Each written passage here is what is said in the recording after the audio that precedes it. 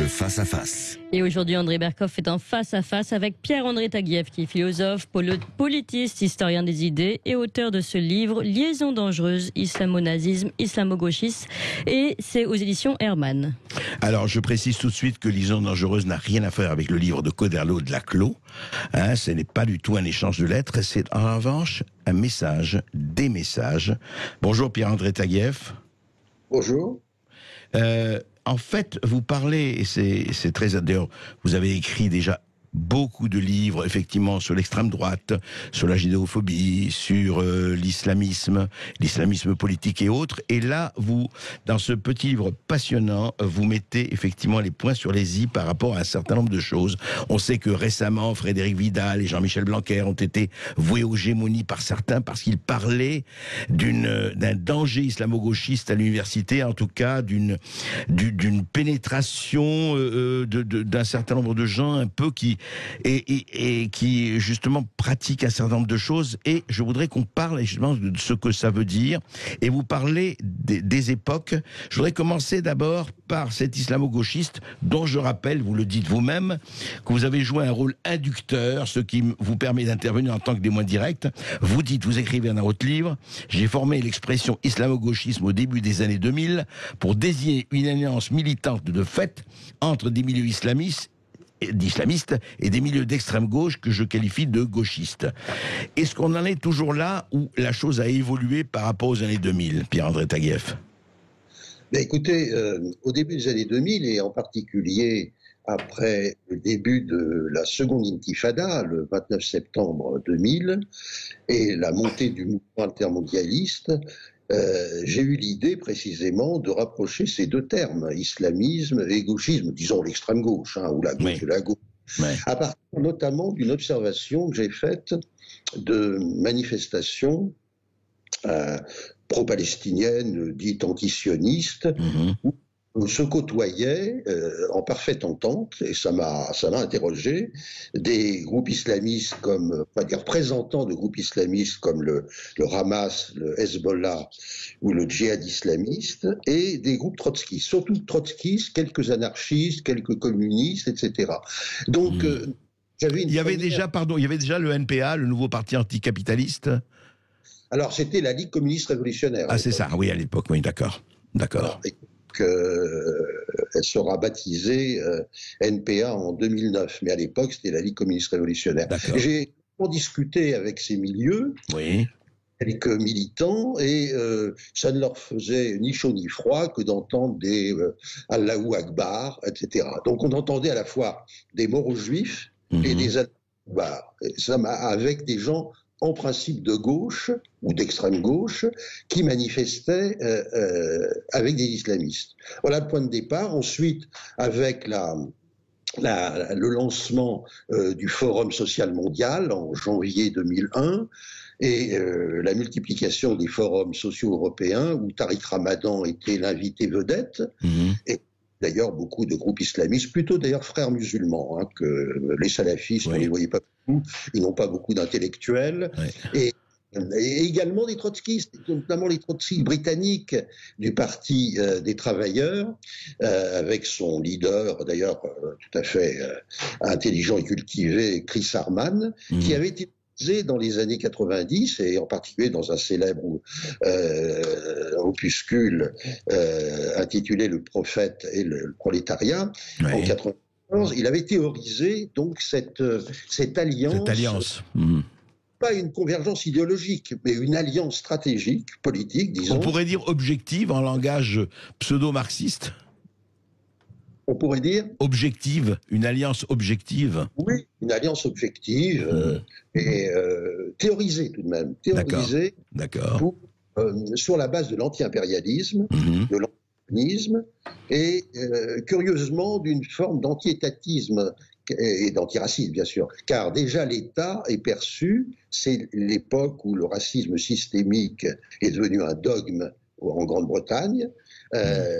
Le racisme systémique ou le racisme d'État, c'est la grande croyance de ces milieux. Occident règne le racisme systémique, c'est-à-dire un racisme qui n'est pas nécessairement visible, qui est présupposé dans tous les rapports sociaux, qui est une espèce de mystérieuse organisatrice des relations sociales et qui est derrière toutes les inégalités, les discriminations et les actes racistes. Et est-ce que c'est à ce moment-là, ou c'est un peu plus tard, je vous le demande, qu'on a parlé du suprémacisme blanc, c'est-à-dire tout blanc, plus ou moins, vous arrivez à Maboula, vous en parlez dans votre livre, mais tout blanc est par essence susceptible d'être, ou est en tout cas, raciste ou oppresseur, etc.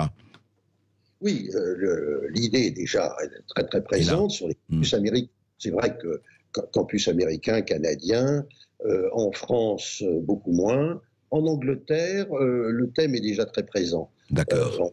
On parlera plutôt de privilèges blancs, mais l'idée que le suprémacisme blanc est partout, en quelque sorte, qu'on peut le percevoir et qu'il est une force, comme je vous l'ai dit, organisatrice, au fond, des rapports sociaux dans les sociétés dites blanches, voyez-vous.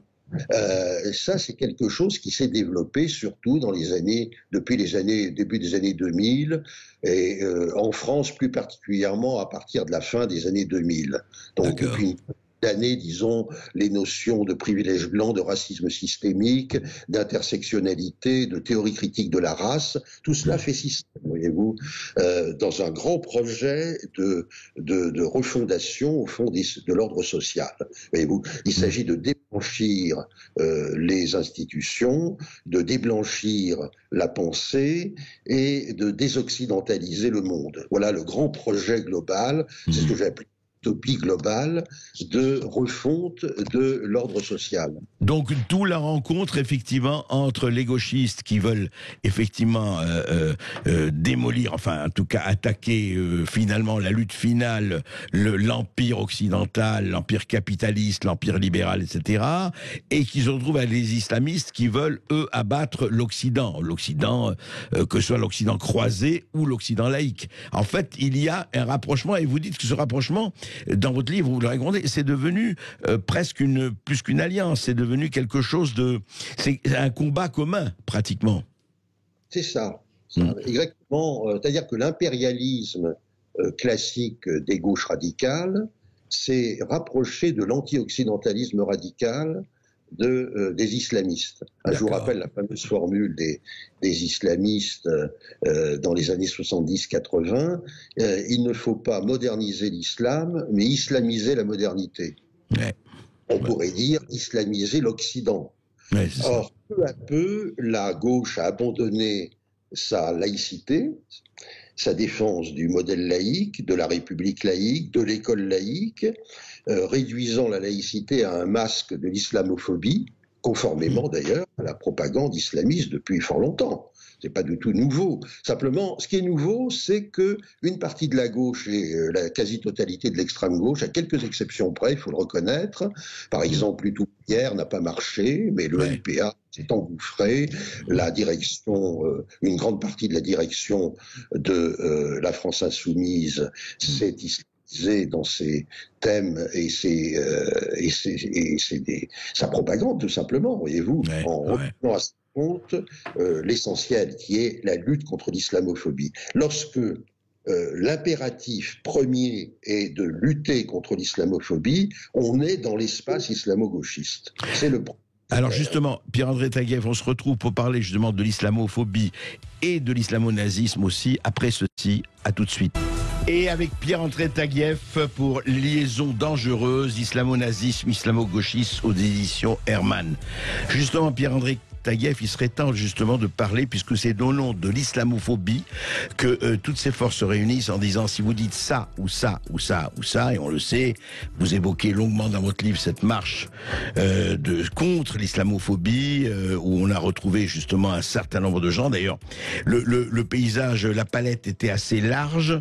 On va en parler, la fameuse en novembre 2019. Mais c'est quoi cette islamophobie? Comment on pourrait justement peut-être l'éclairer face à ce qu'en disent certains? Écoutez, en fait, islamophobie est un terme équivoque un terme plastique susceptible d'une multiplicité d'interprétations, donc de manipulation, bien sûr. D'un côté, à un bout, disons, la islamophobie, c'est tout simplement la critique de l'islam. Mais à l'autre bout, c'est le racisme dit anti-musulman. L'expression d'ailleurs définie ainsi par les milieux islamistes, le racisme anti-musulman. Mais est-ce que le racisme peut s'appliquer à une religion? Est-ce qu'on peut dire que la critique d'une religion, ou le simple fait de ne pas aimer cette religion, qui est tout à fait légitime, et donc une phobie, une détestation. Oui, la phobie, c'est un terme fort, d'ailleurs. C'est un terme... Peur. Est-ce qu'avoir peur de l'islam est un péché, est une faute, est une forme de racisme? Je ne pense pas. Donc il y a une grande confusion entre, d'un côté, la critique de l'islam, qui est tout à fait légitime dans les sociétés pluralistes et démocratiques, et à l'autre bout, quelque chose qu'on nous vend comme un racisme anti-musulman, mais dont les indices sont très souvent douteux. Quelquefois, il faut le reconnaître, il y a évidemment, lorsqu'il y a des actes... Oui, il peut y avoir du racisme. Oui. Bon, on peut parler de racisme au sens large, de racisme culturel, pourquoi pas. Mais disons que il y a des jeux pervers autour du mot islamophobie. Voilà. D'accord. Alors justement, mais est-ce qu'on ne vous rétorque pas, on vous la rétorque pas? Enfin, je me fais l'écho là, non pas l'avocat de X ou de Y. Vous-même avez parlé très bien d'ailleurs de la judéophobie. Comment vous différenciez l'islamophobie de la judéophobie que vous avez très justement dénoncée, Pierre-André Taguieff? Judéophobie renvoie à la peur et à la haine d'un peuple, les Juifs. Les musulmans ne sont pas un peuple. Voilà la différence fondamentale. On peut toujours dire que l'Oumma correspond à un peuple, mais non, c'est une communauté de croyants universels. C'est très différent des Juifs qui, évidemment, renvoient d'une part à une religion et d'autre part à un peuple, ou un peuple idéal, ou un peuple à venir, ou un peuple qui se reconnaît comme juif. Donc les choses sont très différentes, voyez-vous. Le terme est apparemment construit sur le même modèle, mais il ne fonctionne pas du tout de la même manière. Personnellement, je préfère d'ailleurs utiliser depuis quelques années le terme judéo-misie, misos, c'est-à-dire haine. C'est plus clair. Ça. La haine, oui. Ce qui est peur, mais de haine. Alors justement, je voudrais étendre ça, vous parlez très longuement de cette marche contre l'islamophobie, et c'est vrai que là, il y avait, je dirais, une palette extrêmement, enfin ça allait de la France Insoumise, PCF, Parti communiste français, CGT et compagnie, et ça vous a inspiré, en fait, le fait qu'une partie de la gauche, mais parce que quand même, on peut pas dire qu'ils ont perdu tout sens de la laïcité, est-ce qu'ils n'ont pas fait une espèce de confusion? Qu'est-ce qui s'est passé là? Je parle de cette fameuse marche qu'on a beaucoup évoqué. Qu'est-ce qui fait, en fait, qu'une partie de la gauche a perdu cette conquête fondamentale de la laïcité et de la séparation de l'Église, de la synagogue et de la mosquée avec l'État?